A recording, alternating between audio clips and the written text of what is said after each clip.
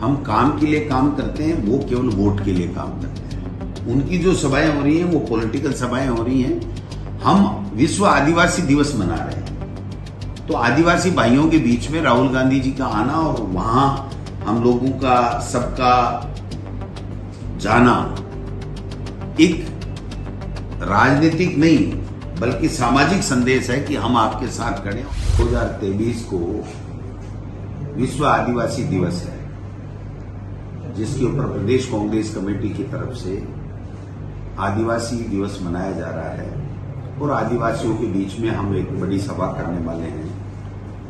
तो हमारे नेता राहुल गांधी जी को हमने आमंत्रित किया था कि वो पधारे, क्योंकि आदिवासियों का, कांग्रेस का और राहुल जी का, सोनिया जी का बहुत विशेष गहरा संबंध रहा है।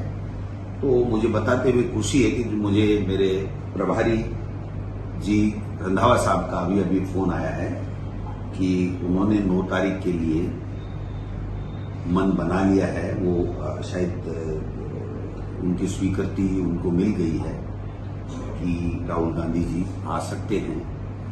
तो मैं ये कहना चाहता हूं कि आदिवासी भाइयों के बीच में 9 तारीख को एक बड़ी सभा करने जा रहे हैं मानगढ़ में, जहां वो मानगढ़ धाम पे जो है। और ये जो प्रधानमंत्री जी की 5-6 रैलियां हुई हैं, उसमें जितने लोग कुल मिलाकर के आए हैं, हमारा टारगेट है कि उतनी सभा से हम लोग वहां से विश्व आदिवासी दिवस मनाएंगे।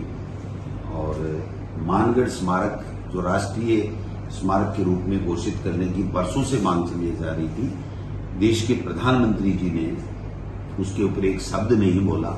लेकिन हम चाहेंगे कि हमारी सरकार है तो राहुल जी की मौजूदगी में वहां के लिए हमारी सरकार कोई ऐसा तोहफा दे जिससे उनका एक तरीके से जो उत्साह बना रहे, उनका मान सम्मान हो। और ये जो स्मारक, हम राष्ट्रीय स्मारक तो इसको नहीं घोषित कर सकते, लेकिन राष्ट्रीय स्मारक जैसा बने और उन ऊंचाइयों को छुए जो उनके आदिवासियों की परिकल्पना हमेशा से बनी हुई है। तो मैं समझता हूं कि इसके ऊपर भी काम होगा। खड़गे जी भी आएंगे क्या?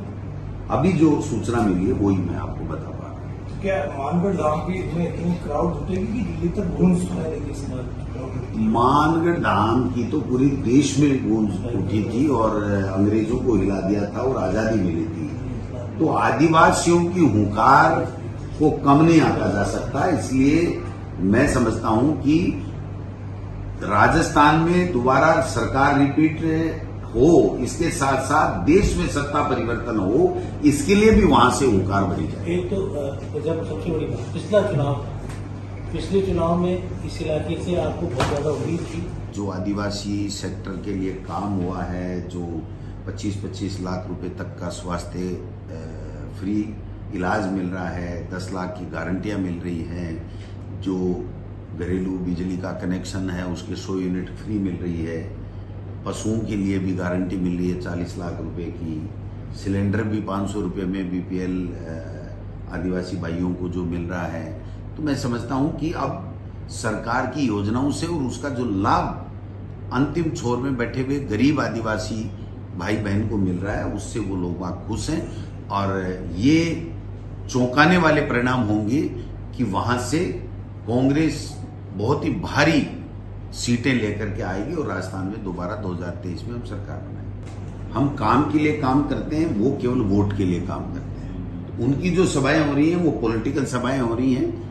हम विश्व आदिवासी दिवस मना रहे हैं, तो आदिवासी भाइयों के बीच में राहुल गांधी जी का आना और वहां हम लोगों का सबका जाना एक राजनीतिक नहीं बल्कि सामाजिक संदेश है कि हम आपके साथ खड़े हैं और आपके कल्याण के लिए, आपके आगे बढ़ने में जो कर सकते हैं वो हम करेंगे। आपके सुख दुख में हम भागीदार बनेंगे। इस तरीके की भावना लेकर के हम ये कार्यक्रम करेंगे।